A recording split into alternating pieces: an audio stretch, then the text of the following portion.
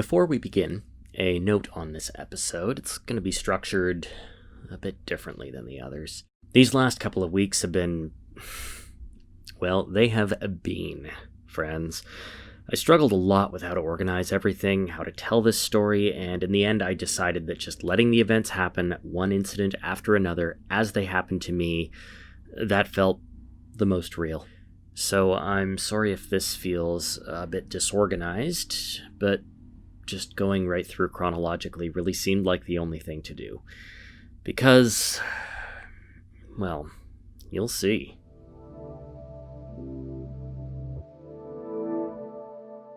Welcome to Boring Crimes, the least sensational true crime podcast out there. I'm your host, Matt Comstock. On this podcast, I will explore some of the least interesting crimes covered by our local news and take as deep a dive as possible into the lurid details of the pettiest wrongdoings. There is no mystery too solvable, no incident too explainable for boring crimes.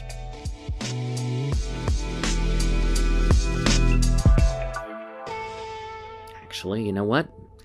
This is just boring. Hold the crimes. So I've spent the better part of the last 2 weeks going through everything that we found in Alice's room. When I first got my hands on that bag, much more dramatically than I expected I would, I believed I was holding a treasure. I mean, surely in all those papers and notes and books there'd be some clues, precious tidbits of information that would lead me closer and closer to uncovering what became of Alice and why it seemed the universe had just swallowed her whole. But what I found instead was homework. And sure enough, there it was, the now wretchedly overdue library books, including that copy of 1001 Nights, stamped for interlibrary loan. I found a PDF in the same edition Alice had, so you can at least see what sort of thing I'm dealing with here. I'll put a link up in the show notes and on social media. Once I had it all in my hands, it seemed so much less, significant?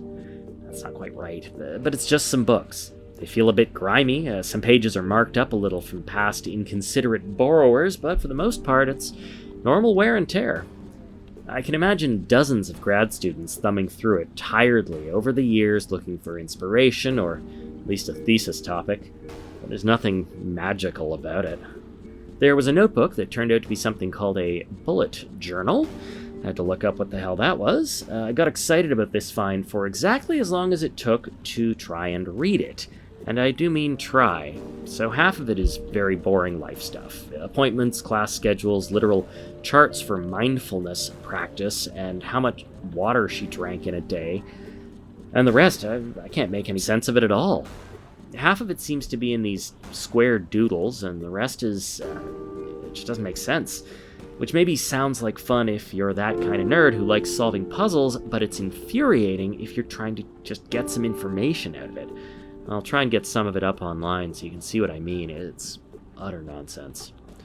There's a USB key shaped like a cat in a box, which is adorable and sounds like it would be very useful, and it might well be if I knew or could guess the password. But it also might well have nothing but Alice's schoolwork on it.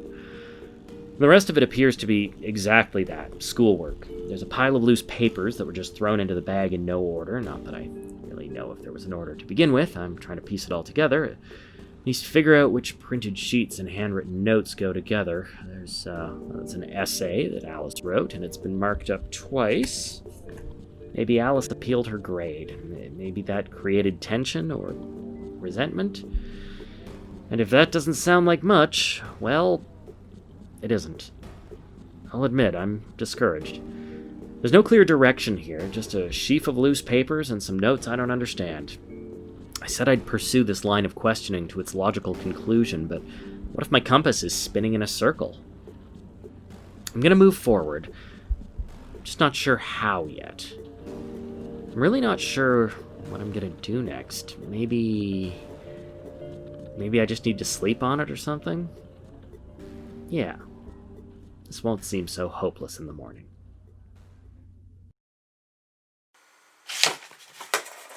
Really sorry, this is it. Okay, could you say that again? Yep. Who is this? Hey, you called me. This is Matt. Can you be more specific? I'm not exactly sure why you're messing with me. I know we ended up in a rough place. Okay, I'm going to stop you right there, my guy. Who are you? Matt. I got that, yeah. Can you maybe narrow it down? Like, every third dude is Matt. I hired you recently. It was about the apartment. I wasn't looking at an apartment. No, I needed some things from an apartment. You helped me out. Okay, that's not ringing any bells yet. Okay. My name is Matt. I hired you to get into an apartment on August 26th at Street. I didn't have a key anymore. You got some stuff for me, a bunch of papers. Oh, you want to hire me. Okay, that makes so much more sense. See, the best way... No. I hired you already. This already happened. Okay. You really don't remember. Listen, I don't know what the you're talking about. So, I can see this is a challenging time for you. On August 26th, you went to the apartment, got a bunch of papers and things from the desk for me. Yeah, okay, but I didn't. Look, I have these texts from your number, and I don't remember why. Well, don't take this the wrong way, but do you have a condition or? Listen, for brains, I will. Hey, sorry, I didn't mean anything by it. Yeah, the you did. You don't remember any of this, not the bump gun or the caution tape or any of the books, or? No, I'm not sure. Wait, I know, of course, I can prove it to you. I recorded a lot of us talking, most of it, actually. You recorded me? Yeah, and I can even show you our text about the job. So what, I agree to meet you probably somewhere weird and late, and then my organs get harvested. Great. No. It's way easier than that. You don't even have to go anywhere. I have a podcast. Of course you do, Matt. So getting that call from Tell was disconcerting, to say the very least. However, it was clear that there was something very serious going on with her, and, well, I'm not one to judge, but I'm not really sure how stable she is right now. I'm putting this together as fast as I can, and I don't know if it's coming together or falling apart. Her behavior was odd enough, though, that it did make me concerned about everyone else in Alice's building. I started thinking about how infuriatingly unhelpful everyone had been, and I began to wonder if it was something else. Could there be something toxic around Alice's suite that was affecting people? It seems unlikely, but at the same time, it would explain why everyone got so strange as soon as they were near it.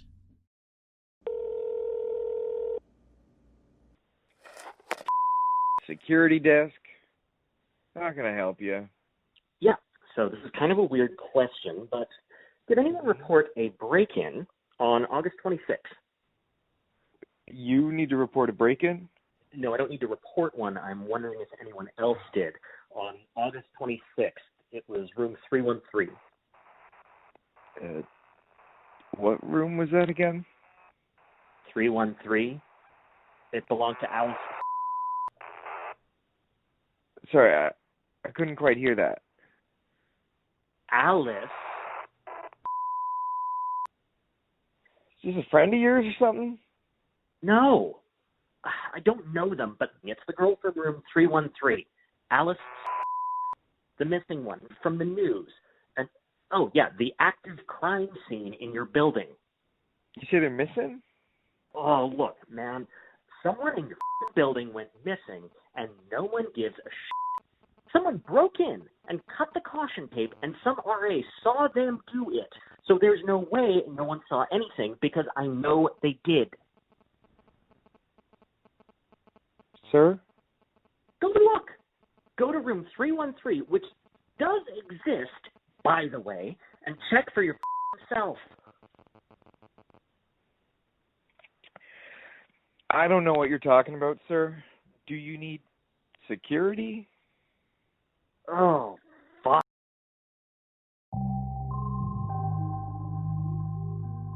I tried a few more times, but the results were all the same. No one had any record of a break-in or other incident the night Tell visited Alice's apartment. What seemed the first time around to be incompetence and neglect now felt honestly pretty creepy. But what that feeling of discomfort actually is, I have no idea.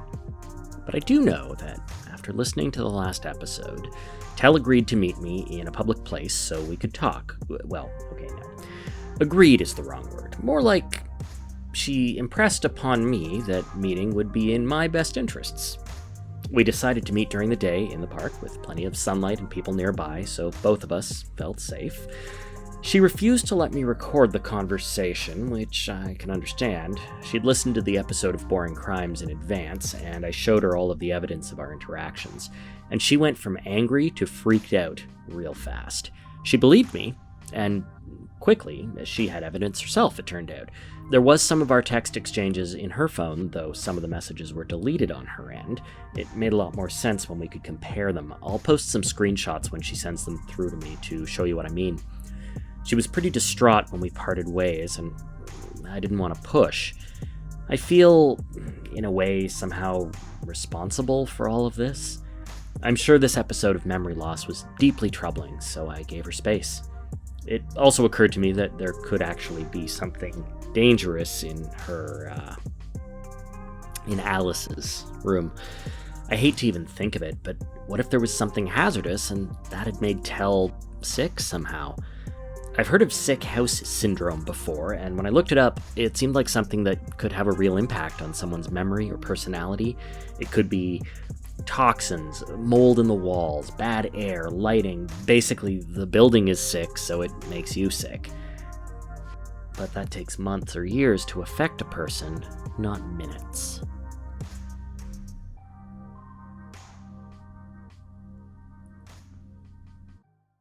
Okay, can you still hear me? Yep. So, just to be sure, do you consent to this recording? This is okay? Yes. Thank you for asking this time. No, thank you for reaching out. I genuinely hoped that you would, but I wanted to give you space. Thanks. I'm sure it was a lot to take in. Yeah, okay, so I'm super not here to talk about my feelings. Well, if there's anything I can do, I'm happy to. Yeah. Okay, so since we've talked at first, it's starting to come back to me, I think. Your memory? Yeah. Once I looked at our text from both sides and then listened to the recording, I don't know. At first it was like looking at a ghost, but the ghost was me. Okay, that sounds stupid. But then after a while, it was like things started to solidify again. Weird little details. What kind of details? Well, okay, at first I couldn't remember anything about you hiring me or going to the place or anything. It just wasn't there. But then you started to tell the story of how it went down and got to the part about the tape on the door. I realized I could remember that. That's weird. Yeah, weird as shit. Well, then I was listening to the recording, the podcast or whatever, and when I heard myself cutting through the tape, I remembered that. The feeling of it, opening the multi-tool and then the tape giving way, the more I listened and thought about it and the more we talked about it together, the more it came back. So, like, a lot of the memories were still there, I just couldn't get to them. That's not really what I expected you to say. What did you expect? I mean, honestly, I was half expecting you to say you had a head injury at some point. I'm not joking. No, I know. That would actually make some sense. But, sorry to disappoint. It's just weird. So did there seem to be a pattern to the things you remembered, like the way they came back? Was it a particular kind of thing, or? I guess you could say sense impressions, like the way things felt or sounded. Words were harder. Like, I remembered moving the rock to get in the front door. The rock? the rock propping the door open. Since you've started to remember things, has anything weirder about the room come back to you? Like, was there a funny smell, or did you feel sick or dizzy? No. I mean, maybe I was high as balls on some weird gas fumes the whole time, but nothing I remember, which, I mean, I guess isn't worth that much. So, what are you going to do next? I don't know. I mean, I'm going to keep looking into this, I guess. Oh, you mean her? Her. Alice. Alice. Right. Does anyone know what happened to her? No. No one does. And no one seems to care about that but me. She's been missing for a while now. Too long. And I can't just let that be it. No one else in the whole world seems to be looking for her, so I plan to keep going, even though it's hard and incredibly frustrating. Okay, so there's something up going on here. Like, I don't believe this is true, to be very clear, but it kind of feels like some evil syndicate nerve gas the room, and I got the final whiffs of it, and it eroded my brain or something. Well, I'm sure there's a logical explanation. Yeah, I know, Matt, but the point is, it's weird, and it's already happening to me, and I want to find out what the is going on before my entire brain turns into Swiss cheese. You want to what? So, what are we doing next? I was reluctant at first to collaborate with anyone. As much as it might have been beyond her control because of unknown environmental factors, the fact that Tell's memory was in such disarray was, well, alarming, to say the least. I wasn't sure if it meant she had an old traumatic brain injury, or was having a psychotic break, or maybe a substance issue, and I don't want to sound judgmental, but drugs seems a lot more likely than nerve gas right now. What I'm doing is delicate work and requires subtlety and care. I really want to do this right and tell the story correctly as well. But the more I think about it, the more I had to concede that Tell had some good points. She believed that something happened to her, whatever that might have been. I did need her help already, so it stood to reason that I would need her help again. Plus, well, I'd hit a wall with the material I had, so even if she couldn't provide the context clues that I'd hoped for, having an extra pair of eyes and hands would be useful. So, albeit with a lot of trepidation, Tal and I began to work on this together. We divided up the documents, so each of us were working with half to make the workload more viable. After talking it out, we agreed that the most promising lead was the essay that Alice had written. Well, maybe not the essay itself, but the notes on it. One set of initials on the cover read SB, and it didn't take a genius to put together that this must have been Alice's TA, Sharanpal Banerjee. Banerjee was one of the very few people who actually noticed Alice had gone missing. Her notes on Alice's absence from her class had been noted in the early media coverage. She was also the only person who had both gone on record to say she knew Alice had disappeared and who might be accessible. We knew her name, knew the class she'd TA'd the previous semester, and it wasn't terribly difficult to track down her contact information. I'm not sure I even need to say this at this point, but the call did not go as expected. Is it Dr. Banerjee? Is that correct? Sharanpal is fine. Okay, great. Thanks. So, Sharanpal, I was wondering if I could just take a few minutes of your time. I need your professional opinion on some documents. If I can help, I'm happy to. Great. So we actually spoke on the phone a while ago when I first started doing this research. I'm sorry if this is difficult, but I'd like to ask you a few questions about Alice. I'm sorry, who? Are you serious? I'm very sorry, but I don't know the student you're talking about. If they were in my history storytelling seminar, that class was over-enrolled, and...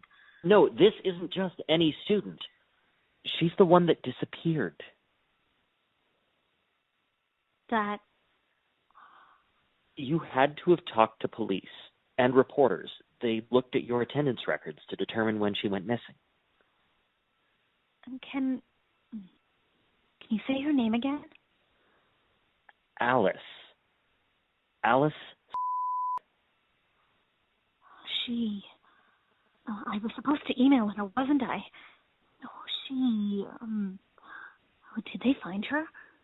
Well, no, that's the thing. That's why we need your help. I see. Of course. Whatever I can do. I remember going to check her name, and she wasn't there, and I had to erase the check mark. Oh, thank you. It has been so hard to find anyone willing to help us. Can you email me to set up an appointment? I suddenly have a terrible headache. We were able to book a meeting with Sharan Paul, so whatever we're able to discover from her expertise will hopefully be revealed soon. I'm trying to be hopeful without counting on anything, since this process has been so frustrating and exhausting already, but I do need to keep a little spark of optimism alive, otherwise it'd be too easy to quit, you know? Finding anything interesting over there? Oh, yeah. I'm finding receipts and brochures. She ate a lot of vegetables. Gonna blow this thing right open. Oh, okay. She's written something weird here. Or someone has. Recurring isolated sleep paralysis. There's also a receipt for some kind of consultation. I hope this isn't just trash in the end, right? Like, this might just be a pile of garbage. Oh, you can sell it on eBay as a haunted journal. Hilarious. I mean, those RAs did seem to think I was a ghost. What? The RAs, who couldn't see me. Wait, can you say that again? What the is wrong with you all of a sudden? The RAs were super weird and acted like they couldn't see me in the apartment at all. Cal, I don't remember that. Oh, okay. Let's listen to it. Was it recorded? Yeah, it's in the episode. Let me find it. Oh, hell. Okay, is there anything like a book of phone numbers? I'm getting the out of here. Are you sure you can't just look a little longer? Not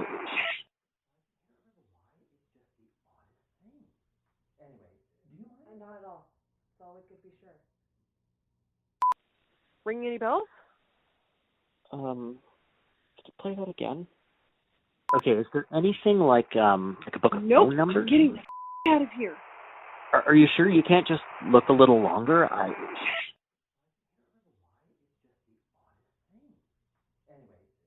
Not at all. It's always good to be sure. Yes. Oh, I do remember this. I remember being freaked out. I was worrying you were going to get arrested or something. Did you notice it was weird at all? Yeah, they weren't pretending. They really sounded like they didn't see you. Man. Oh, hell. Okay, so this is going to keep happening. Is it the papers? Is it because we're handling them? What about a gas leak? I don't know. Jeez, I hope not. Like, are we killing ourselves with nerve gas whenever we work on this? It is not... okay. You know what? I don't know. Maybe. I don't know. Okay. New plan. I'm going to go get us some N95 masks. We wear them when we're working. We can wear gloves. Okay. Yeah, good idea. And we remember it, right? It's not gone. When we talk about it, we remember. When we listen to the recordings, it comes back. You're right. So let's be proactive about it. We make sure that we talk about what happened, what we learned, whatever. If someone realizes they're missing something, we can remind each other. Right. What if we both forget something? Well, luckily we have your stupid podcast to remind us, so that's a blessing. I don't record everything. What if I miss something? Well, then we're f***ed, I guess. Cal, you know I have to beep out every single one of your swears, right? Oh my f***ing would you f***ing focus? Sorry.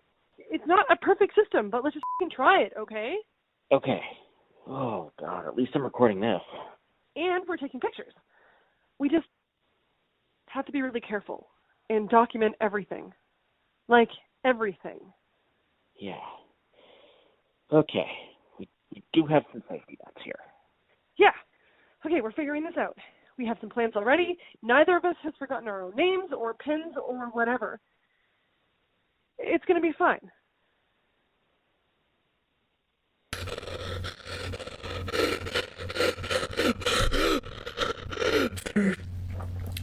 There's something. I'm awake. I am fully awake. I fell asleep at my desk. I woke up and I couldn't move, but it wasn't dark. The light was on. I was awake then, and I'm awake now. Something was next to me. It was bent over. It was reading the papers on the desk. It had one hand. Not a hand, but one hand on my shoulder, and it was like I couldn't move. I just stared at it, and I kept reading, turning the pages over with its. Then it turned, and it looked at me. It saw I was awake. It let me go, and it moved back. Then I could move. I was awake. I got up and I screamed. I pushed the chair towards it and ran to the other side of the room. It's still here. It's still here, and it's watching me. I don't know what to do. It's here. I don't know what to do. I don't know what to do. I won't leave.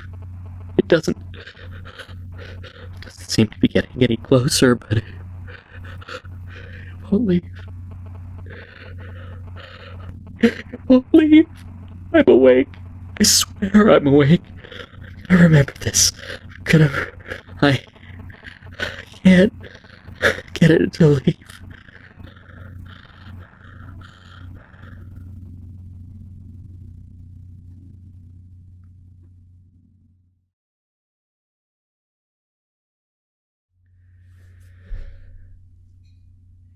I just found that last recording on my phone.